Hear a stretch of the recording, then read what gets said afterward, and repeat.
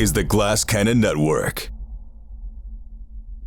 You're having fun with your friends and you're rolling dice. You're playing make-believe and it's really nice. Side quest, side sesh. That's the name of this show.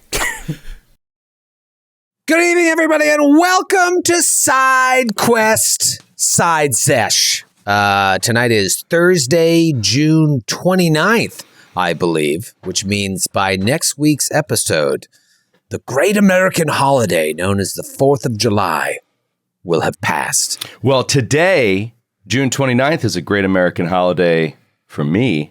There we go. Because it's my mom's birthday. And I never would have been born an American if it wasn't for my American mom. So this is a big day for me. It's very special. You know what's funny is I also celebrate Joe's mom's birthday. Yeah. It's a big deal. It's a big deal. Mostly on the West Coast. I think he's insinuating that he has had sexual relations with your mother. Oh, And I that didn't you're pick up on his that. son. No, I didn't. I was. That is going a little How did far. you get that? How did you? That's what I'll tell you got. how he got that. All boys high school. That's the immediate, like the first thing that comes The into way his he mind. said it was like, I also celebrate your mom's birthday. It was If you coming. know what I mean. Was there a joke in your all boys Catholic high school that did not eventually resolve to being something about someone's mother?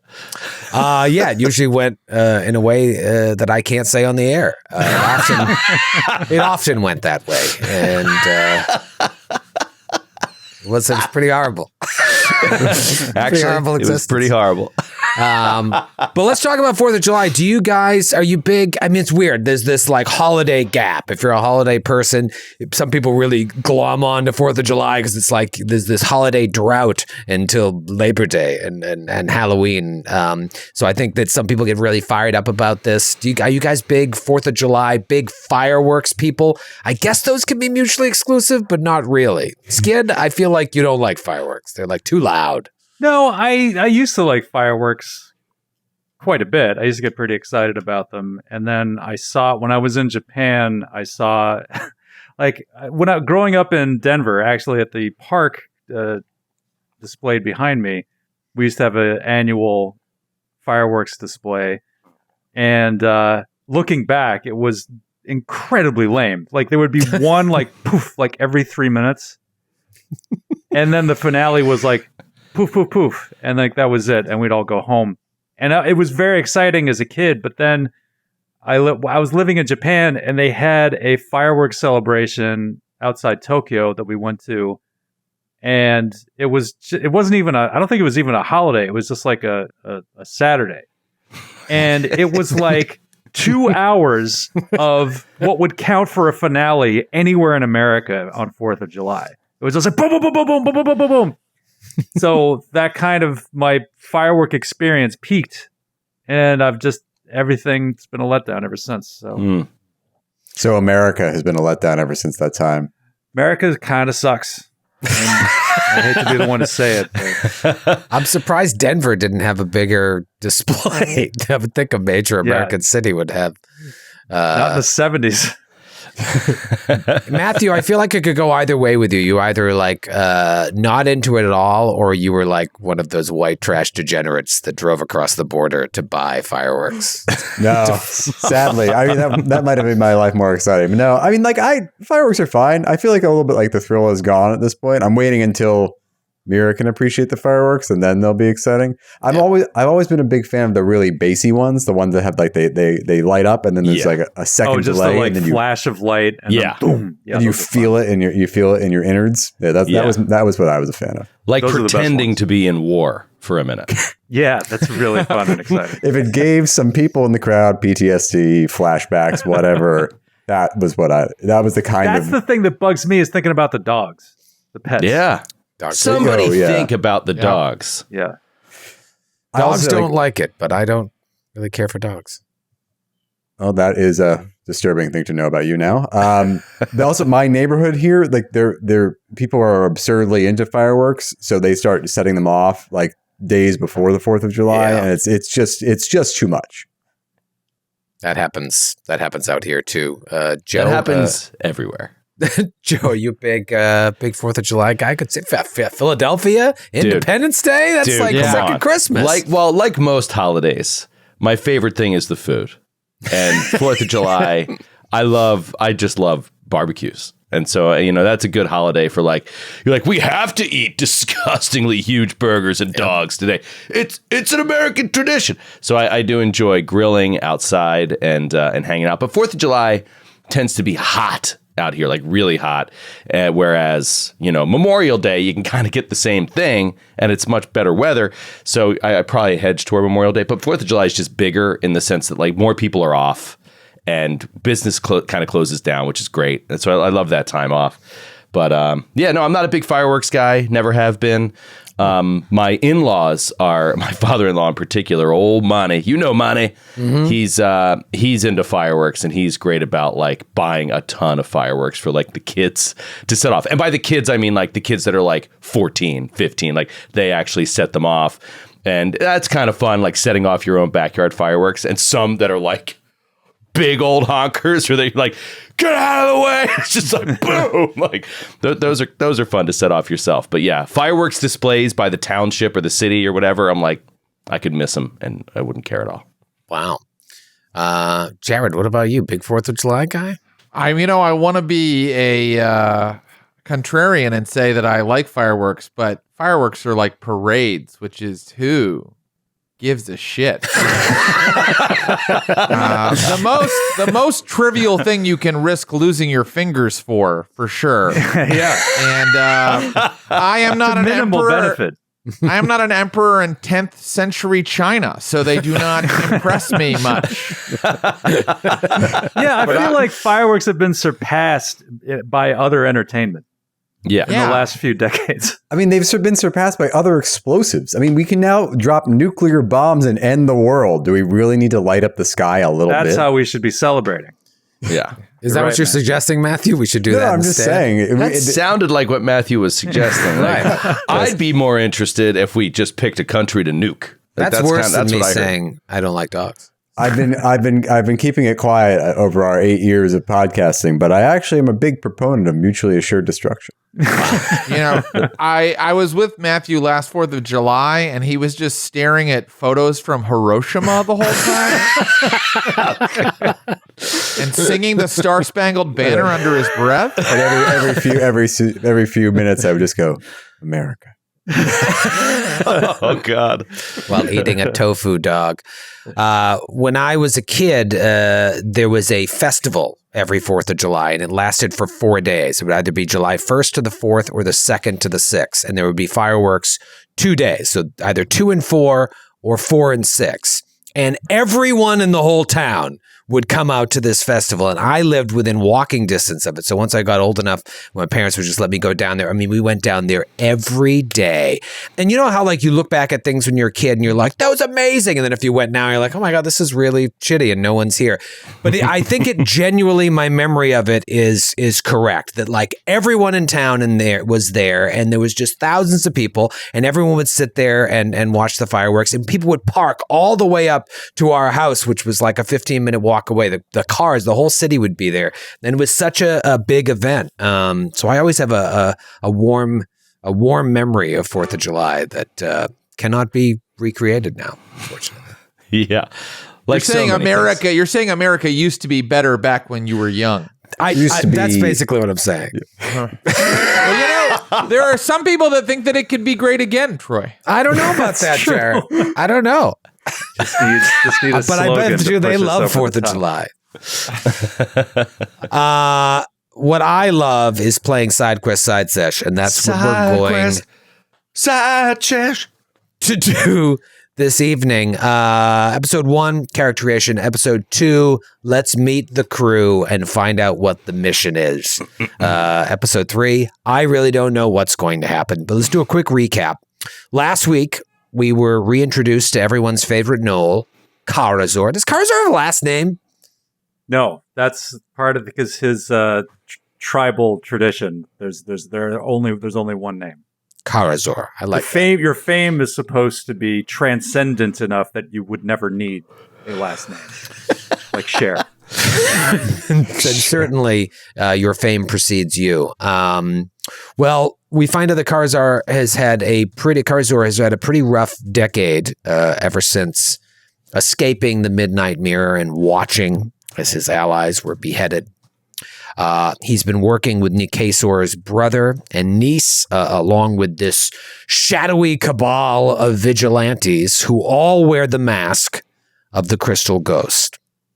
It seems that Nikasor's influence has extended far beyond the throne of Karpad. Not only has he strengthened his position with Fey alliances from the First World, but he's been brokering deals with the bordering nations to Nidal, Malthun, Nirmathas, and he may even have friends in the Umbral Court. But the Crystal Ghosts, plural, believe this is all a distraction for something he's planning way far to the south in the magic-scarred lands known as the Impossible Lands. This is beyond Avestan. And the Crystal Ghosts have made a deal with the Pathfinder Society to allow you, Karzor, and a band of mercenaries or adventurers or soldiers of your choosing to find out, to kind of go down there as long as you find out what happened to this Pathfinder Society member who disappeared on this remote island nation of Bhopan. So you can go down there looking for what Nikasor's connection to all of this is, as long as you help out the Pathfinder Society by finding out what happened to someone by the name of Selmius Foster. Your handler, friendly to the Crystal Ghost, a Pathfinder by the name of Kumrock Blackthane. This dwarf is waiting for you in Quantium, the capital city of Nex. He tells you there may not even be a civilization there in Bhopan anymore, but if there is, you are acting on behalf of the society despite anything that you may be looking for, and you should be discreet and tactful in your approach should you encounter an actual civilized society there.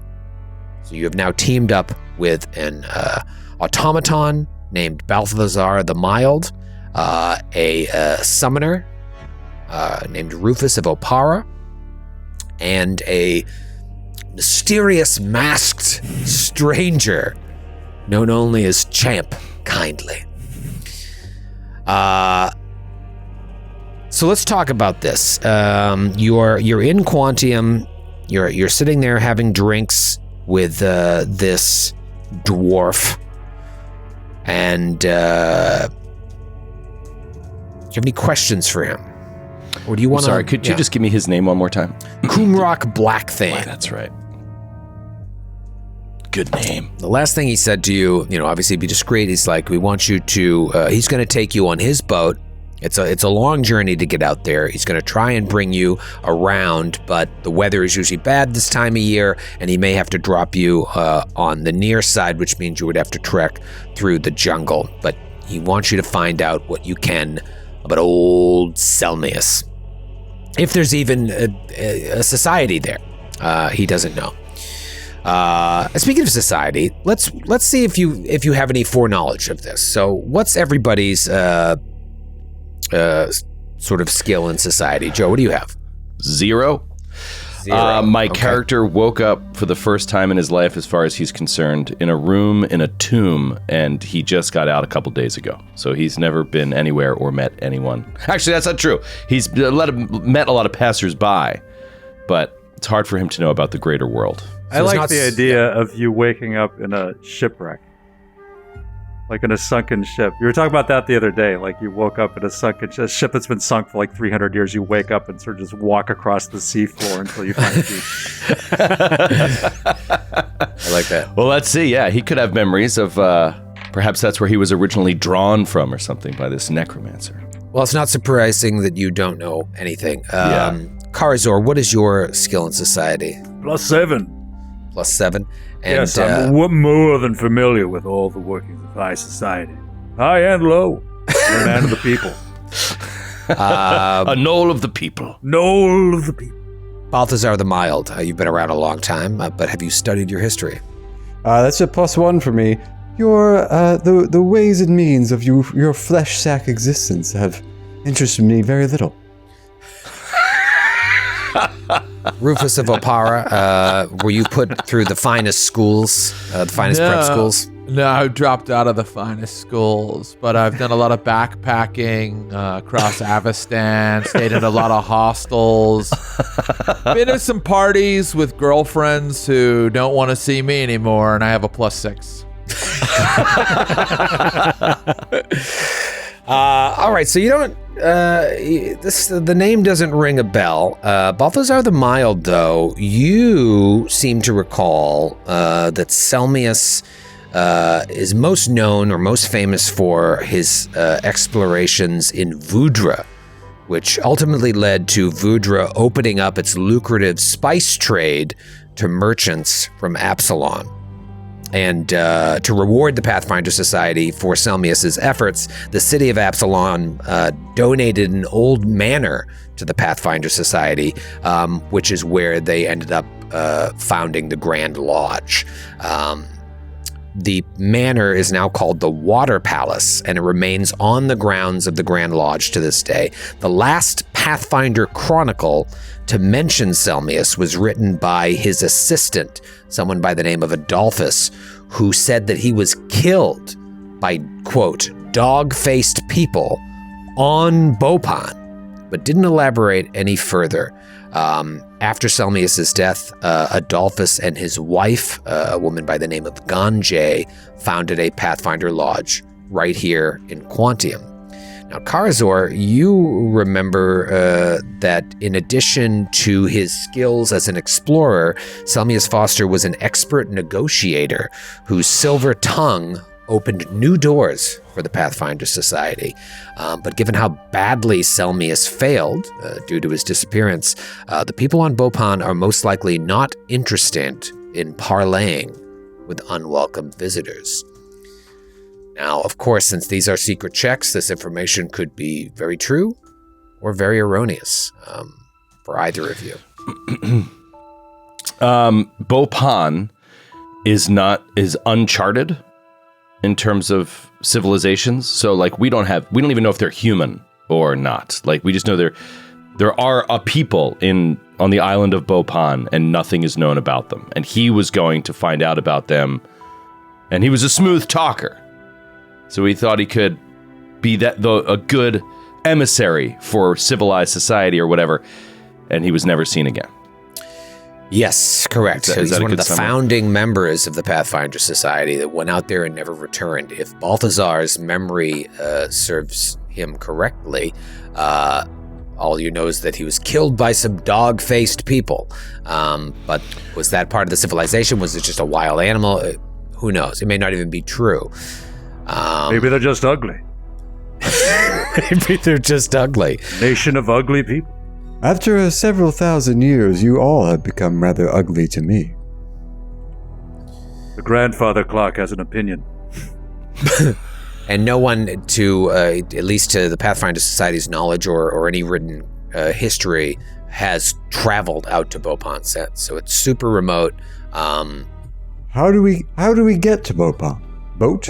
We'll take my boat, the Unsinkable. It's about a 7 weeks journey. I propose we rename 7. the boat before we set sail.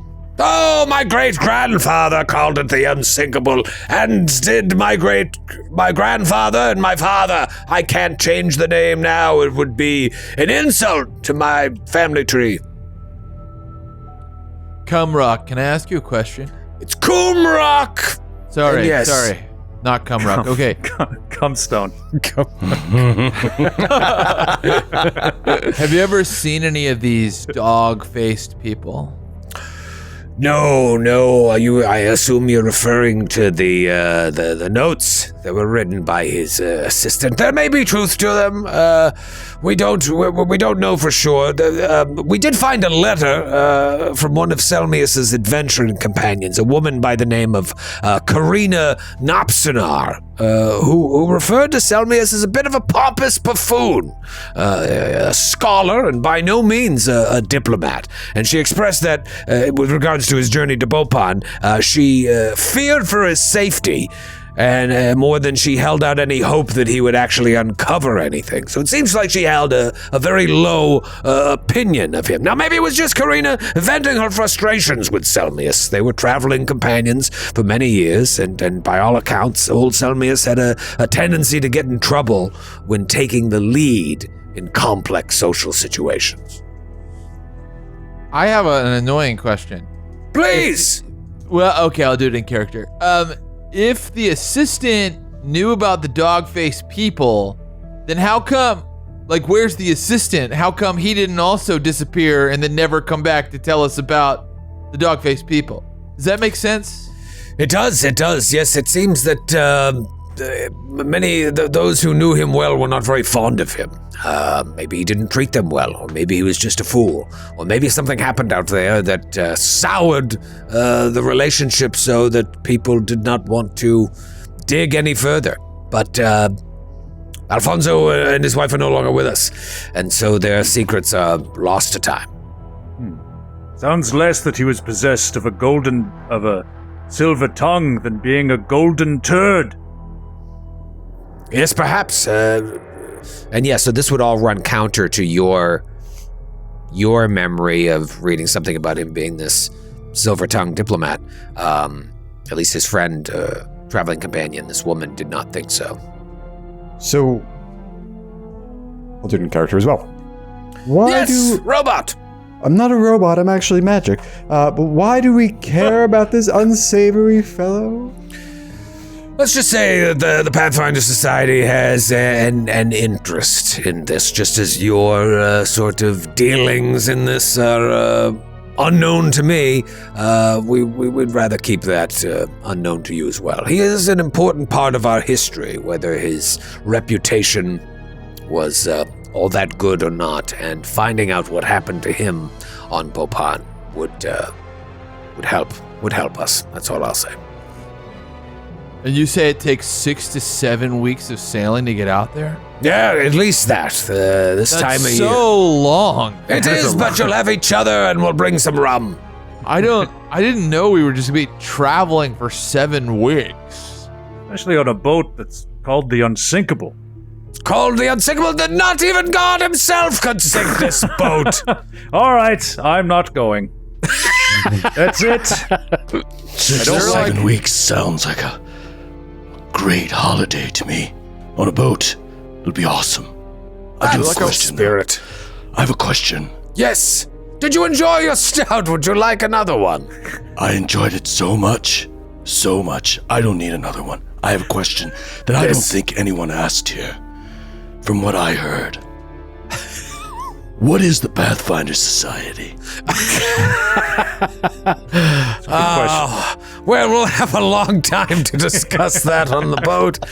But it's a group of adventurers and chroniclers who like playing games with strangers in local gaming stores. I don't quite understand it, but that's the Pathfinder Society. Oh, are you talking about some sort of organized play situation? Yes, organized play and whatnot. Understood. Yes, this is going to be great. Time away, outside, in the air. It'll be great. And he's That's the spirit. This masked face is just nodding around at all of you. You could learn a lot from the creepy stranger, he says to Rufus. We learn from him every day, I feel. I'm getting the sense that you are not fully up to the task here, whether it be the name of my boat or this sort of unknown mission. There could be riches involved as well. I know that you have something that you want to do, but anything you find, unless it's, an artifact. Money means nothing to me.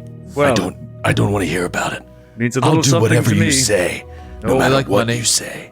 I like money too. If nothing else, perhaps, if we could find his grave, we could salvage his silver tongue, sell it when we return.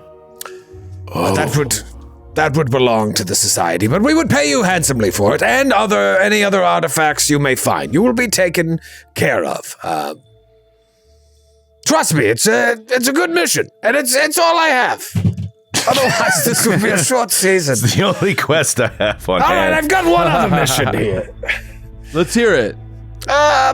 There is a... Damn it. This is the only mission. Okay. What was the name of this freaking city again? Like, I felt like I wrote it down 5 times. I can't see it anymore. It is an island. We're in Quantium, but we're going to Quantium. Bhopan. Quantium, yes. Sounds like an element. Quantium of Solus. Should I buy buy some board games for the boat, or Yes. I'm gonna get some magazines. This leather gloved finger points at you. Now that sounds fun. Magazines, board games. What kind of magazines? Music magazines. Sometimes they have tablature in them that I can practice on my lute. All right, we'll pick up some. I got some copies of Minstrel here. I got some copies of Jester, which is not. I don't always love the stuff they have in that. Jester and Minstrel. Well, perhaps you could teach me some chords on the way when I'm not driving the ship. Automaton, you're noticeably quiet over there. Have you ever been on the sea? Oh, many times, many times. I'm just contemplating how I might kill the folks that we meet on Bhopan so as to effect a more perfect world. Well, as to that, should you encounter an actual civilized society, we don't want you to do that. We need you to be discreet and tactful because you are representing us. Now, if they're just, savages and animals and magical beasts, go ahead, kill at will. But if there is some sort of society there, we need contact. This could be a historical day, not only for the society, but for the world. Should you find some sort of life there? It's been a long time since anyone's made any contact there, and there are no records. You could go down in the annals of history. I'm sure that. I'm well up in the annals of history. What if we find unlife there? That's an odd question. No one's ever phrased a question to me like that before. Unlife? Unlife. We are not far from Geb, are we? Yes, the magical influence of this area could very well extend beyond the Obari Ocean. I suppose you could see some unlife there. Yes, the magical... Yes. Do we negotiate or do we just kill them all? Well, if there's an opportunity to parlay, I would always take that, but you must defend yourself as well. They may not have the best opinion of the society, so you may want to not wear that on your sleeve. That's very thoughtful, dwarf. I like your style. Cornrock, Blackthane, please, we'll be hanging out together for weeks. We're friends, we use first names. We kiss. Really? Yes. It is a long voyage. How we'll stay warm. Before we go, Yes. is there a graveyard around here? Yeah, there is Cemetery. Graveyard. There is a church nearby, a temple of Saren Ray. I believe there is a cemetery attached to that. Do you have a loved one that is interred there? Possibly. I'm in the market. That's all. Thank you. I'll keep my business to In the myself. market for a loved one. All right. We do have a little time, although I would like to shove off soon. It's a long journey, and we'll be role-playing every single day of it. You can shove off now if you like. We have Are you ready? Amongst ourselves. I misunderstood. No. I'm sorry. I'm not used to the maritime terminology. I thought you were speaking. No, we can leave when you like. All right. We'll leave at dawn tomorrow. I've arranged a room for you at the Slappy Inn nearby, and you can stay there, and we'll leave at dawn. Great. Excellent. Who's Dawn? I've stayed at the Slappy before. It's a real shithole.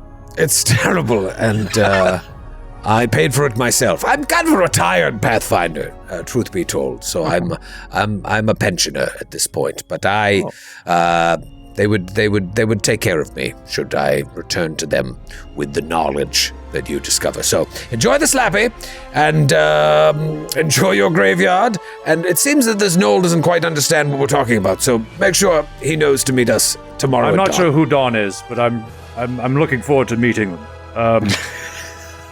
Yes, we'll meet And you I'm in very the glad morning. you're keeping busy, sir. It's good, even in retirement, to keep active. Yes, it's hard to let Kudos go. to you. It was certainly either is. this or bag groceries. I see. You can be a greeter. You don't have to actually bag groceries. But all this is, Oh. we have plenty of time to talk about this on the ship, which will surely be sunken by tempted gods. So we'll go to your terrible inn, which you've so graciously provided us, and we shall see you with your friend Dawn in the morning, and put all of this on the way.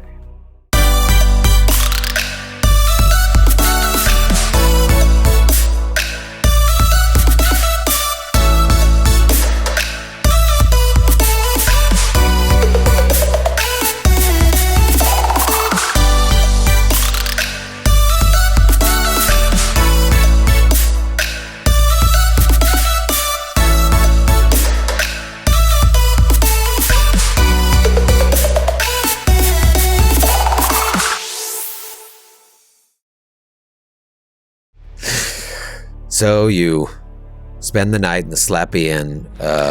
What do you do in the graveyard? He is Champ? going to wait until the deepest dark of night. He's going to sneak into the graveyard, and then he is going to try to exhume a body. Right. All right. So the deepest dark of night falls. Your companions are most likely resting peacefully at the Slappy Inn. Does Balthazar the Mild sleep? He does not sleep. He does, however, require a period of, we'll call it recharging. Mm-hmm. So he just sits there awake, but, not really doing much. Gotta let the old magical juices flow. Is it called recharging in Guns and Gears? It is not called recharging. It is called, hold on, I'm wait curious, for it. like how does an automaton get their spells back? They don't rest. I enter a period of recuperating standby state for 2 hours, which is similar to sleeping, except you are aware of your surroundings and don't take penalties for being unconscious. Much like with sleeping, if you go too long without entering standby state, you become fatigued and can't recover until you enter your standby state for 2 hours. So for 2 hours, I just stand there doing nothing. Wow, that's Like a pretty good, though. refractory period. A refractory period, yes. Only 2 hours, though. That's pretty good. All right, so Joe, do you have a certain way of choosing which grave you go after? Yes, I try to use my senses to discover the poor, worst buried body. The one that was buried. The shallowest. Okay. By I the think, laziest person. I think Joe's character is gonna fuck a corpse. And, Yeah, that's kind of what he was sending. The but- signals he was sending. but it's not weird because he's also a corpse. So That's true. He's also on vacation, so all the rules are off. yeah, Let's see how this plays out. All right, so you use your sense and you find a very poorly dug grave of a nun. oh, Of course. of Really course. haphazard work. yeah. Yeah, An so unpopular nun. Unpopular nun. Like, I'm not digging a deep grave for her. She was the guy that dug her grave was like a student of his, and she used to rap him on the knuckles with her. wrap him on the knuckles. And so he said, "Here's your grave," and there's like There a you foot go. You reap what you sow, you damn nun. sticking out. She's 6 inches below the soil. Who doesn't know math now? Yeah, so he will start this surreptitious process of, and now he does not need to fully exhume the body. He's just looking to get deep enough to come across some bones, and then he's just going to take some and put it in a bag, Okay. in his backpack. All right, so you don't have to work very hard. She was very haphazardly buried. Yeah, so he finds some pieces and he kind of like he's keeping an eye out, pulls these bones, and then he puts them in his backpack. And I'm trying to figure out like how to play this, but he hears about this boat journey, and he's nervous because he feels that he feels pieces of himself fading away, basically. And he has to patch himself essentially up with like it's not like with spirit, it's with like literal necrotic bone matter is what he needs to like, it's basically his need for food is sort of like represented by that. he has to collect bones, and he has to, like once a day-ish, he has to make sure that he has stuff to, whatever, reconfigure or supplant those missing pieces. People bones? Doesn't matter, any bones. Could be animal bones. So, like, he was thinking, like, he's probably going to have to go into the bilge of the ship and get, like, rat bones and shit like that. Wow. Like, he just has to feast on bones, essentially. That's dark. Are nun bones considered a delicacy? Yeah, I feel like they should go, like, longer. Like, they should last him longer. If you use nun bones, do you get some of the nun's personality? Oh, good question. Good question! Uh-oh. Is that Sister Mary? Oh! All right, Watch so that you, penmanship! you bag Sister those. Mary Antoinette. How did you get here? We see you pulling out those bones, and you just bag those nun bones, and we pull up just into the moonlit sky, seeing you alone in this graveyard. And that transitions to a rolling sea.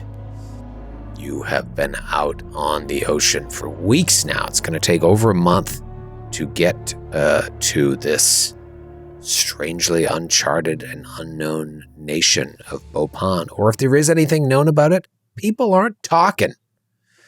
Now, we're not going to roleplay every single day of the boat journey, although that would be fun. But what I just want to say, I think at this point, we that many weeks on a boat together, we're probably like so close now that we're like having very like in-depth conversations where I'm like telling Karazor, like I'm sure Natalie will forgive you for that if you just talk to her. Well, this is what I want to see, because I think it would be fun to give a little slice of life of what these days on the ship are like as the four of you get to know each other. So let's say it's day 17 of the journey, and it has been pretty rough and stormy, as Blackthane feared. So it hasn't been a very comfortable ride, but we'll say today is relatively calm, all things considered, and you're all above deck enjoying the nice weather. What is everybody doing? Karazor has been surreptitiously throughout the voyage. He's been prying out pieces of the ship, like foundational pieces like down below in the hull, so that he can build himself a little house that he can hang out in on the deck. So he's been prying out like timbers from the below decks, and whenever like people aren't on watch, he'll like go upstairs and just like he's building like this, like basically a giant doghouse he can hang out in. Like because he's bored. Salvaging parts of the actual ship to do this? And like if the captain sees us, he'll be like, what the fuck are you, who's doing this? Like the ship could sink. These are important pieces of the boat that someone is prying away and using. Please stop doing this. And no one knows who's doing it. It's just this mystery aboard a ship with 9 people on it. Yep. Kumrock, his crew, and the 4 of you. Oh, did we get to meet the crew? Yes, but they're all napping now because the sea is calm. I just want This to is say when I my go to character is very friendly and would be on first name basis with every single crew member. Yes.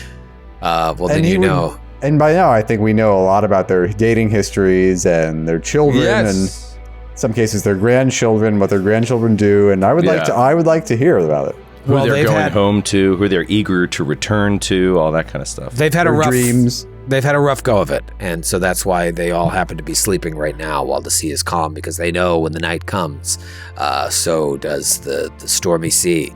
But soon we'll talk about them. So tonight in game time. Probably. Okay. Probably. And you know they're just as stymied as Kumrock as to who is stealing pieces of the boat and making a makeshift doghouse below deck. I don't know who this could be. I think the ship is haunted. That's my guess. What is Balthazar the Mild doing? Balthazar the Mild day like is today? giving haircuts to the crew members one by one and healing their ailments. Well, they all And have also scurvy. selecting his next victim. That's really uncomfortable. This is like a Dexter sort of character, basically. Yeah. Let me just heal you. And what are your most vulnerable areas? Oh, this is an interesting scar. What happened here? Would you mind filling out this survey with a list of your greatest fears?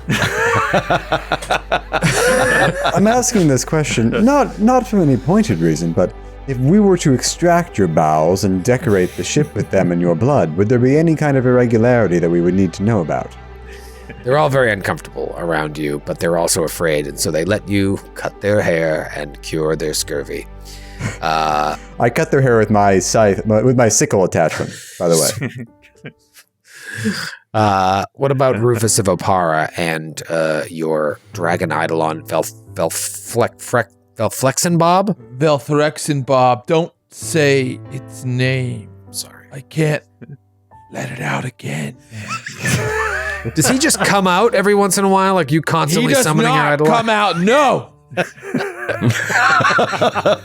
Only in times of direst need, or if I'm playing a really big show. I release Velthrexen Bob. You'd understand. He's the scourge of Casimir. You cannot let him out. No, I have been telling people to stop asking me to let out the dragon. Just stop asking, because I'm not going to do it. And I've been practicing some new songs. They had dog heads and they left him for dead on the island of Bhopan. This sounds like shit, and I throw my loot. And then I knock a bunch of food off the table and I go and I sulk on one end of the boat. I think he might be the one that's taking pieces of the boat and making a I think doghouse. it's him. I think that's who I suspect. What about old Champ Kindly? Champ is, I think, inspired by Skid. I think rather than waking up on a ship, I think maybe what's happening is as he walked around the ship, he started to get these like almost instinctual responses to certain daily ship like routines or activities. And it's like he like knew how to set a sail knot, you know what I mean? Or like he knew how to like drop some rigging in one area and was just like, how do I know how to do that? And like he's, I think, remembering something about his former life. And when everybody else is napping downstairs, like he has ingratiated himself and sort of deflected questions about his strange appearance or his constantly masked face by, you know, just sort of passing it off as being an injury, burn injury or some such, and by offering to help. And I think that now he is like they're napping because he is steering the ship. Like he's literally steering the boat and is like competent at it. And he doesn't know why. It's sort of like he's looking up at the main mast, looking up at the flag, and he knows like from where the wind is and the angle that he's at. And he's just like tacking through the ocean. This is great. It's like Pirates of the Caribbean. Yeah, Awesome. Exactly. Like, I wonder if he was a pirate of the Caribbean. It was. I must say, Champ, you've been a great help to me on the journey thus far. I normally don't trust my crew. Oh, you woke up. Yes, well, I was going to you say, back this early. I thought you were coming back tonight. it's old habits. I don't trust my crew to steer the ship as long as I've let you, but you seem to have taken a shine to it, and you've stayed on course, and I appreciate it. Perhaps there's room on my crew for you, should you return alive from this nation. Yes, I'd be interested in that. Perhaps I could work the bilge. I'm not sure what that is, but It's are like you coming on to me, Champ? It's like the most disgusting possible place to work, but it's like it keeps him out of the sun and close to the rats, so he'd be happy with it. They always say if you want to get a dwarf off, you gotta work the bilge. That saying's been around for 4,000 years. There's a plaque above the door to his cabin that reads that. It's very A uncomfortable. little off color, but the crew like it. Did you read the plaque? Anyhow, well, You're all great, and I like you better than my crew, who are still sleeping. So I would also say at this point, I'm not sure how far we're in. Before, I'm not sure how far we were before we met Kumrock, but definitely by this point, weeks in, like Jared was saying, he's half joking about like how close we're getting, but like we're definitely getting close. And I would venture to say that they all know that Champ is a skeleton. You know what I mean? Like, I think Karazor knew before we even had that initial meeting, because when he can get like time away from the crew, is just like, oh, thank God. Just like pulls those wrappings off as they just drive him nuts. I love that he thinks that he's still pulling the wool over everyone else. Yeah, exactly. And it would be amazing if like the whole crew knows he's a skeleton. Yeah, every night, every day he goes down to the bilge and we're like, so Champ is a skeleton, right? He's a skeleton, Definitely, yeah. I assumed that he was. Yes. The crew has been talking about it. Absolutely. I'm an expert in know? deception. He hasn't eaten anything. He pretends to eat. Which is weird. It just sort of falls to the floor and we pick it up afterwards. He doesn't even know how to pretend. Like he has no concept of it at all. Like No, it's actually the least convincing deception I've ever seen. yeah, it's completely ineffective. Well, between you and me, this is why I want him to join my crew. He's a terrible steersman. But we would save so much on not buying food. That's true. That's true. That's a good Don't point. tell him that. It'll Between break him his heart. and the robot, the magical robot, it's a lot less food. That is Yes, a I lot don't less eat at all. hardtack. Do you think I should offer to give Champ a haircut just to see how he squirms? What? Yeah, you can see him try to pretend. Could be interesting. Oh my God. Just went out of my head. What was I just going to say? Shit. I lost it. Go ahead. Continue.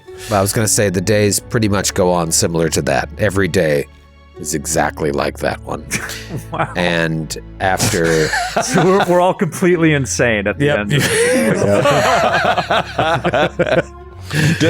I have to know. And every day Balthazar offers to give Champ a haircut. Every day. Does Rufus ever finish the song? No, he's working on a couple different tunes, and he gets frustrated a lot. A lot of times, like he'll start drinking while he's writing the song, and then he's pretty drunk like an hour later, and he's not really able to work at his top of his game. So he's less of a musician and more of a asshole. Got it. just lying on ship, passed out with Jester magazine sprawled out and a nudie mag tucked inside of it. So I remember what I was going to say. I wanted to shout out our friend of the show, Sergeant Farva, who in the character creation episode was like, "Hey, has anyone noticed the skinny guy never goes to the bathroom?" I was like, that's a good line. And that's exactly like where you guys are at. It's like, he never eats and he never goes to the bathroom. What's up with He's a this skeleton, kid? right? I think he's a skeleton. It's a skeleton. Although, on the other hand, it is weird if you are noticing that whether people go to the bathroom or not. Like, yeah. if I've been someone's waiting. like, I've been. "Hey, Rufus rolling went to the around." bathroom 3 times today. Does that seem like a lot to you guys?" Someone with a book, one of the crew members. He's got like a little ledger he keeps. That's 3 today. Please. Everything flowing okay? Wayne. All right, so the days are all exactly alike. And after several weeks of sailing over the Obari Ocean on the Unsinkable, maybe somebody says, "Land ho!" And you can all vaguely see through the mist because it's from the squall and the fog. You can vaguely see through the mist an island in the distance. And the waves are out of control. This day that we're picking up on now is much different than the day we just role played. Like the boat is practically going horizontal every couple minutes with the waves and the wind. Water is coming into the boat. It's awful. And Black Thane. Wait. Hold on. He's going to throw a wild guess out there. he's going to have to drop us on the part of the island where we have to trek across. You know, it's funny you mentioned that. Oh, no way. No way. He yells out, "It's just as I suspected! The seas are too turbulent to bring the ship around to the far side, but I know there's a beach up ahead that we can land close enough to. You'll have to cross the island by land while I wait out the storm. But I promise, along with the Unsinkable and my crew, we will meet you on the far side of the island once the weather clears. I assume you'll be there for some time, but we'll say like a week. A week should be enough. I would assume the storms will find time in the next 7 days to be able to swing the boat around, but time is of the essence. I need you to go. I'll bring you into the beach. Cool? Cool. Why don't we just wait to see if the weather clears up? Yeah, We're going to be going around there anyway. We've been out here 7 weeks already, like another week. Another week's not a problem. No, We're having such a wonderful time. we're running out of rations. I'm sorry. You can't do it. You have to get out. Get out of the boat! And they starts pushing you. Get out of the fucking boat! So he We deboat. you deboat and he yells, "Remember to work the bin!" And you take a little dinghy, a disposable dinghy, to the shore. You crumple it up and throw it away after you're done, and you just stand on this coast of Bhopan. It's a straight, somber coast that faces a mist-shrouded ocean. You can barely make out the Unsinkable now as it shoves off into deeper waters. Will you ever see Kumrock Blackthane again? Part of you hopes Not after what I did to that boat. He's a weird guy, and it was an uncomfortable journey. You look up ahead, and there are I was reddish... hoping to vivisect a second mate. You look up ahead... A second? A second? You already vivisected the first mate? The first mate would be an unsuitable sacrifice. You look up ahead, and there are reddish trails of earth visible through the dark green foliage of bushes and creepers that trail along the low cliffs. There's a chain of jutting, jagged rocks standing out from the waves, like remnants perhaps of a wall breached by the sea. But when you look inland, it's just vast primeval jungles casting their shadow towards the eternally toiling waves at your back. The only way to do anything is to go through. So. This is so freaking awesome. This is like... Did anybody read The Lost City of Z? They made a movie of it, which sucked, I heard. I didn't see it. Did you? No. It's so good. I highly recommend it. But it's a nonfiction story of like a dude who's like a New Yorker writer. David Gran, right? Yeah, sure. I think that does sound familiar. He basically is doing research on this explorer that went missing in the Amazon 100 years ago. Oh yeah, okay. And I did see the movie. Yeah, and he's just doing research on this, and then he just gets obsessed, and he goes to try to find what happened to this guy 100 years ago in the Amazon, and it's just like a true story about like it's so much. It's just so cool, and so to have the premise or setup be like a silver-tongued, famous old explorer, like vanished in these forests, and he was better than anyone at doing this. So, like, if he didn't make it, how are you gonna make it? This is awesome. Yeah, we're only level 3. I don't know how we're gonna. Yeah, exactly. I doubt he was level 3. Well, two of us And I don't doubt eat. charisma and was a dump stat. For him. What was Troy? What was Selmius's level?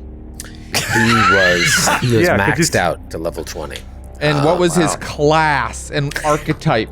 He was a bard. No, you don't know. This is what's so weird about it is like they're trying to find out information about a guy that seems to be pretty unliked by his closest, his traveling companions and confidants. But there's something important here, important enough that they're sending this ragtag band of mercenaries to do their dirty work for them. Yeah, exactly. Parzor, have you considered the possibility that we've been dropped on this island to be a ritual sacrifice for its presence here? That in a long line of ritual sacrifices. That had not occurred to me. That's a real downer. I don't think we should think that way. That's opening a can of worms I don't want to deal with right now. You just concentrate on finding one of those dog-faced people and cutting them open and playing around in their guts. That should keep your spirits up. I do have many years of expertise in that field. Good. Great. Oh, thank God. And Champ is just pulling all the straps off of his face and his mask off, and it's all right, I'm ready. Oh, and Champ. he pulls a bow off of his You're back. a skeleton. We had no idea. Well, I already told you that. What is your memory short-circuiting or something? Who are you? I'm Champ. This is Champ the skeleton. We met him earlier. Champ the skeleton. We spent Oh, 7 you're a weeks skeleton. together. I had You're a very, no very small idea. boat. No idea. All right. Does anyone want to do anything to sort of do anything to prepare themselves mentally, physically, emotionally before entering the dense jungle, or you just want to start trudging? Can I just do a survival check to see if there are any tracks of anything notable around the beach where we are? For sure. Look, Balthazar, I think you were all very comfortable with me being a skeleton, but the crew couldn't know. They couldn't find out. They would freak out. They wouldn't accept me. The crew knew you were a skeleton. Rufus of Opara says. And then his skeleton face just turns all teeth. What? Everyone knew it was. Yeah. Jared, thank you. That was the perfect amount of time to wait to respond. It was exact amount of time to wait. Mathematical precision. Yeah, if comedy was mathematics, you solved that equation. Timing! Give me that survival check. Oh, I shall roll myself. 22. 22. You look around. Maybe some animal tracks. Thankfully, all small. You don't see any large animal tracks. No carcasses or anything. But certainly no tracks of a bipedal human or anything like that. Nothing dangerous. And thank God no fucking sandpipers. He rises up out of the sand and says, let us go. I'm gonna pull my crossbow and I'm going to try to get in between the bigger guys that fight hand to hand. So behind Karazor, in between Karazor and Champ, maybe. Okay. Yeah. So I think. Yeah, for this, looking at this dense jungle, I think that. I think that Champ is going to start by slinging his longbow on his back. He's sheathing it on his back, and he's going to go with a sword and shield into the jungle. So he pulls out this small steel shield and a short sword, and just like starts walking through, using the shield to kind of push away the initial. So this is interesting. You and Balthazar, you don't bleed, right? I do not bleed. What happens when you take damage? You just get like dented, I guess so. I can be healed and you the get same way. chipped. Joe, you get chipped. Yes, you get chipped away. You also, your life force is represented by an unlife force, which is also can be damaged. It can be strained to the point of snapping your connection to whatever power is keeping you alive. So, it's sort of, the collapsibility allows me to think that, just chipping away, it can't be the only thing, because he can collapse into a pile of bones and then reform. It's all about chipping away at that energy that's holding it all together, and eventually it could snap. That's what they say when fighting a skeleton. Aim for the stuff in between the bones. Yeah. Okay, so this is interesting. So you guys kind of just enter this jungle, and there are no like trodden paths to follow. So you're really kind of just like hacking away. Bivouacking?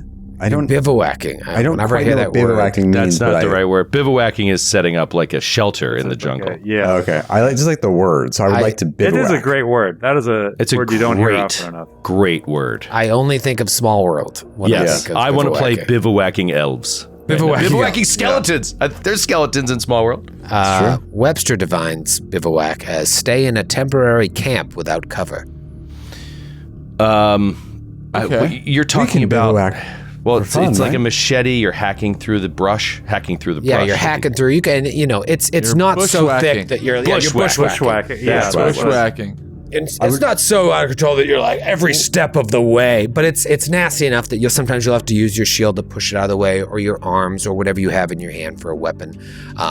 It's uncomfortable, and made all the more creepy and uncomfortable by the fact that you have no idea where you're going or if there is a where. You're really just truly exploring uncharted terrain, and so you're a couple hours in, and it's pretty brutal going through this mess. You can see why no one has any sense of what life, if any, exists here, because if the only way to really sail here is to get dropped off and go through, the brush is pretty awful. And the red clay earth that continues from the beach all the way in, it's dotted throughout by several shallow pools, many of which contain swarms of practically invisible, like biting mites that seem to constantly be at you. So you don't even see them, you just feel them crawling on your skin, your bones, or your metal. What do they eat when they can't get Noel? These are the same mites we encountered at the mattresses at the Slappy Hotel. You may have brought these mites along with you, wasn't it? We've introduced them into this new habitat. To this We're gonna ecosystem. kill all the It's an animal invasive life. species to the island of Bhopan. There should have been a guy on the beach like, are you bringing any species of mite? He smuggled them through customs. Sorry, sir. We're gonna have to check your premises. You'll have to leave your mites here on the beach. No one has alchemical tools or any sort of craft alchemy, right? All right, so you don't have the ability to build any repellent for these things. But everybody roll either a nature check or a survival check to try and avoid these areas that are most heavily dotted with these pools, or a medicine check to try and help treat the bites. So you need to have healer's tools to do that as well. Please allow me to heal your mite bites. But everyone roll a one of those three checks: nature, survival, or medicine, as long as you have healer's tools. I Can rolled I a follow an expert? No, you need to roll an individual check. I mean, I what is rolled follow a- the expert is like you. Sorry, Jared. You still I roll rolled the check. Follow I the rolled expert. okay. Follow the expert. I'm just being okay. Go ahead. Do you My get? question is anyone an expert in any of those things? Because I'm untrained in all three of those skills, and so I have no bonus. So I'm just curious if I can, because you said pick paths that would avoid these. Like I could just follow somebody to do that, or have have somebody with medicine tell you what to do. The ally must be at least an expert in that skill and be willing to provide assistance while following the expert. You may match their tactic or attempt similar skill checks. Oh, so is anyone an expert in nature, survival, or medicine? No. No. Okay. Trained. So you're just flat Cool. rolling. And that's probably expected at this level. So, Okay. Jared, did you roll yet? I did, and I think I probably failed. I'm only trained in nature, and I rolled a 12. 12 in nature, okay. Champ? I rolled. What'd you get there, champ? I rolled survival, and I rolled a 15. Okay. What about Karazor? Karza got a 21. 21 for Karazor. Okay. And Balthazar the Mild? 18 for medicine. 18 for medicine. So unfortunately, with two of you failing and two of you succeeding, it's not enough. This is really harrying you guys as you go through this. So much so that you all take 11 points of piercing damage, which is just sort of cumulative damage of going through this. And now Even the skeleton? even the skeleton, it's just God. Who rolled? I'm sorry. What did you roll, Skid? 21. 21. All right. So Jared and Joe, give me also a fortitude save Is this at a -2. Is this against a disease or poison? No. At a -2, I don't believe you. It's not. Trust me. At a -2, I've rolled a 14. Okay. Okay. So it's just total -2. So that's a 25 for me. Okay, so fortitude save -2 is a 25.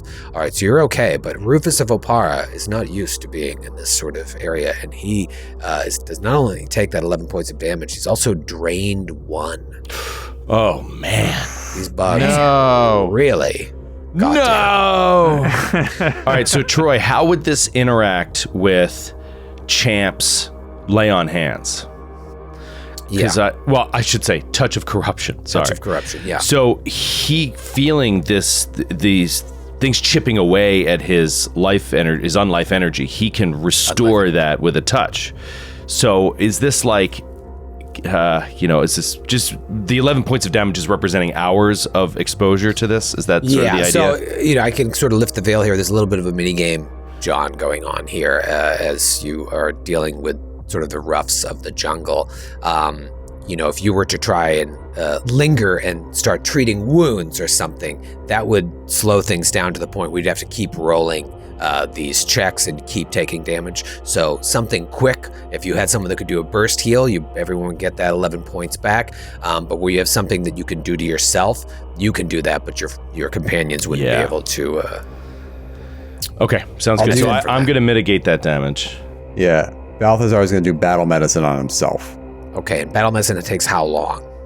It's a single action. Okay, if it's a single action, then you're... but just be careful with that because you can only do that once in 24 hours. Yeah, if I'm not mistaken. Yep. Yeah, I can do it on any of you, actually. Treating wounds is 10 minutes. Battle medicine, assuming we don't want to stop, battle medicine is 6 seconds. Yeah.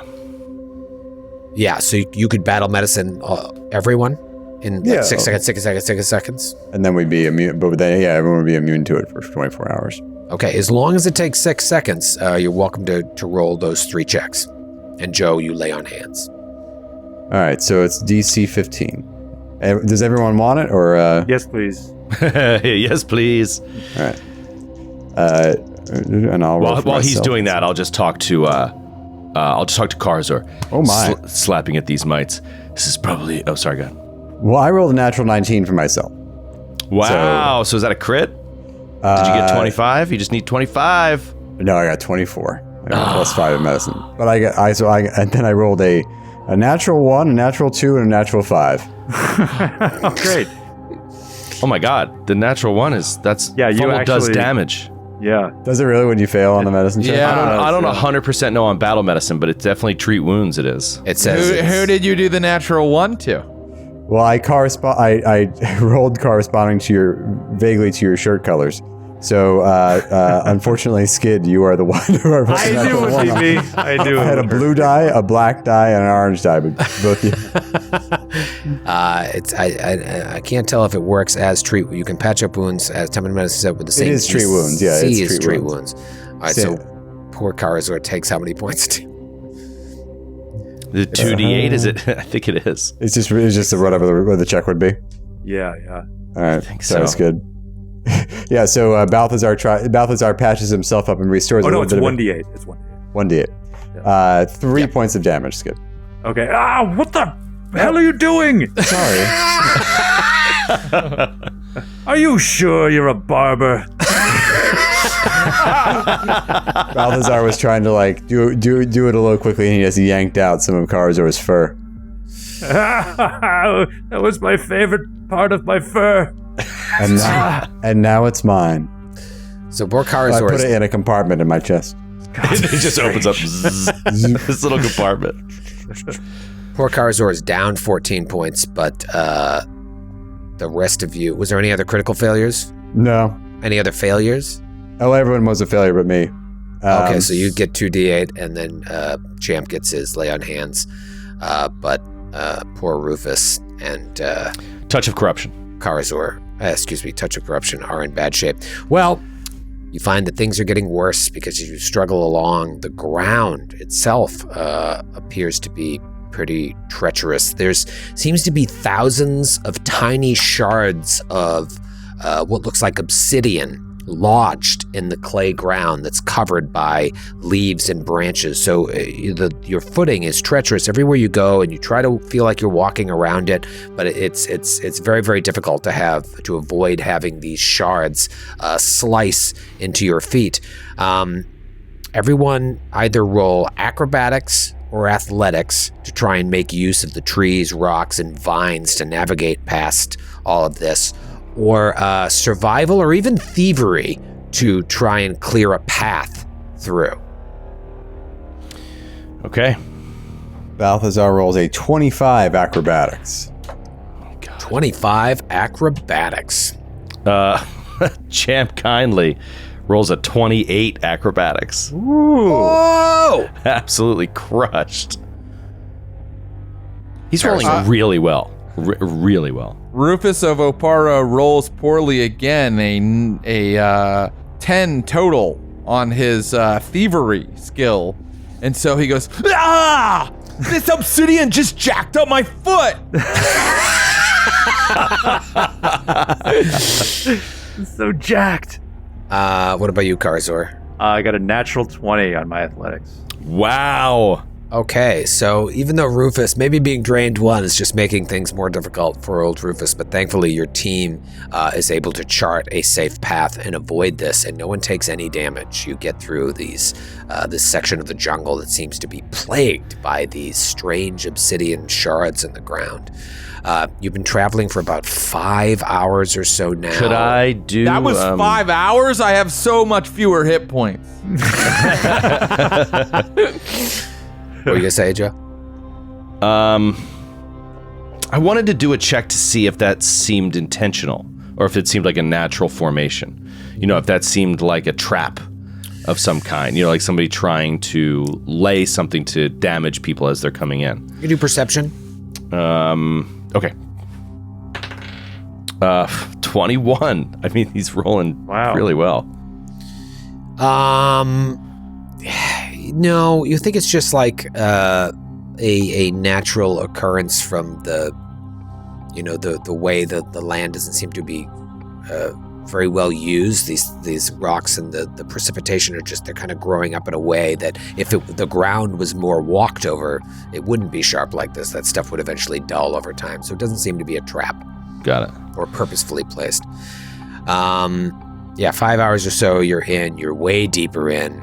Luckily, the shallow pools of the mites seem to have abated, and the sharp undergrowth has gone away. But now you find yourself in a section of the jungle which is surrounded with these patches of trees that you can't get too close to because they have these thorny protrusions all sticking out of the bark. And each of these thorns has these like tiny fist-sized pumpkin-like fruit hanging from them. And as you start walking through, the pumpkins just start falling at irregular intervals from the trees and detonating when they hit the ground. That's amazing. So as you're walking through, you've got to kind of like dodge these out of the way to not be hit by the shrapnel from these exploding little pumpkins. So you can either roll acrobatics to try to dive for cover, or nature to notice the presence of one of these shrapnel trees and give it a wide berth. That is so cool. Just nature's grenade traps. That's funny. I love it. You're like, It's like the 4th of July out here. Yeah, because there are still regular trees around, and so you can't tell until you're like too close that like, oh fuck, there's one of those trees, run! So acrobatics or nature. Joe, you're doing a happy dance. I'm starting to like Champ kindly right now. 25 acrobatics. 25 for the champ. The champ is here! Balthazar the Mild. Balthazar Mild rolled a 21. 21 for Balthazar the Mild. Karazor, are you acrobatical or nature? I acrobatical, and I rolled another natural 20. Whoa! Whoa! And is Rufus just sucking again, just covered in pumpkin grenades? 23 this time. Nice. Managed to 23. avoid these. That was good work. These roughneck pumpkins, man. I'm like staying out of their way. All right. Well, that is maybe you've started to figure out this jungle a little bit better, and you're able to avoid getting hurt at all. So while those mites bothered all of you, some worse than others, you seem to have navigated this section of the jungle, and about 6 or so hours in, 6.5 hours. Everybody, give me a perception check. Natural 1. Oh, There it is. Coming back down. 18 for Champ. 22 for Balthazar. 22 for Balthazar. Rufus, did you tell me? 18. Okay, 18. All right, so Balthazar, you see it right away, and Rufus, you see it seconds later. There looks to be a body lying on the ground, but very, very thin. It's hard to tell, and it looks like, although faded from whatever sun could find its way through the canopy of trees overhead, looks like it was wearing what was once colorful clothing. Oh, look at that. A body. Oh, a body. Where? And Champ starts like moving forward as like a hunger just triggers in him. And he will move as like right up to it. You move up to it. He will move. He'll just move up to it. You move up to it, and you get maybe this sick sense, maybe a skeletal hard-on. You feel something in your bones. You feel something in your bones as you realize that this isn't a body, this is a skeleton. The skeletal remains of some creature. Yes. It looks like there was maybe a snare trap that caught this person, and they got lodged there and never got out, starved to death and died. Oh, wait, let me check. He leans down over it. Hello? Hello? It doesn't respond. Buddy, are you all right? It still doesn't respond. All right, I think it's just a dead one. Dead skeleton. So we he'll found Selmius. We did it. That's We it. did it. Let's go He'll home. set down Congratulations. his shield and short sword like right on the ground next to him and start like peeling off the fabric of the clothes and opening it up to see if there's anything in the pockets or any jewelry or rings or amulets, anything like that. So you start searching through this body's very strange clothing. Although faded, looks like nice, like opulent, perhaps. Maybe there is or was some sort of civilization here. And you find a few interesting things. You find an adventurer's pack.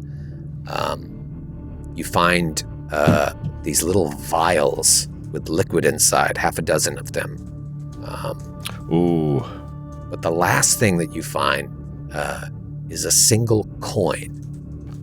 And it's a coin, if you hold it up and all of you look at it, it's something none of you have ever seen. You've seen most of the currency throughout Galarian, I would assume. Some of you have seen currency that goes back thousands of years at this point. Thousands and thousands of years. But none of you recognize the face that's on this coin, which is that of a man with long ears and what looks like a magnificent wig.